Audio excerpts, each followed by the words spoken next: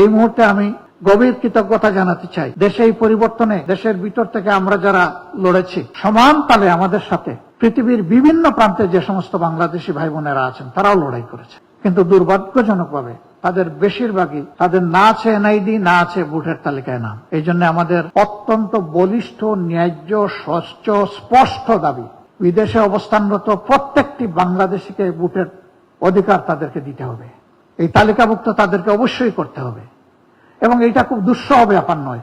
দীর্ঘদিনের এটা কোনো সাধনার প্রশ্ন নেই, এখানে শুধু সদিচ্ছার ব্যাপার। ইসি কথা দিয়েছেন তারা এটা করবেন, কিন্তু আমরা দৃশ্যমান কোনো পদক্ষেপ দেখতে পাচ্ছি না। আমরা উদ্বিগ্ন। যদি 1,10,00,000 প্রবাসী ভোটারদেরকে বাদ দিয়ে ইগনোর করে বাংলাদেশ আগানোর চেষ্টা করে, এই বাংলাদেশ সফল হওয়ার কোনো সম্ভাবনা নেই। কারণ তাদের সংখ্যা যাই হোক, তাদের রক্ত পানি হয়ে ফুটা ফুটা যে ঘাম জড়ে, সেই ঘাম থেকে তারা যে বৈদেশিক মুদ্রা অর্জন করেন, তাদের পাঠানো বৈদেশিক মুদ্রায় বাংলাদেশের অর্থনীতির চাকা চলছে। মুখে বলবো রিমিটেন্স যোদ্ধা, আর সেই যোদ্ধাকে দিব না তার অধিকার, এটি তাদের সাথে এক ধরনের নির্মম উপহাস।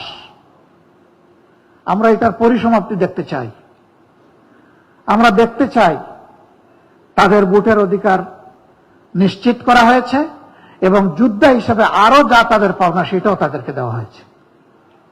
তাহলে বাংলাদেশের অর্থনীতি আরো নতুন একটা ডাইমেনশনে গতিতে চলে যাবে ইনশাআল্লাহ।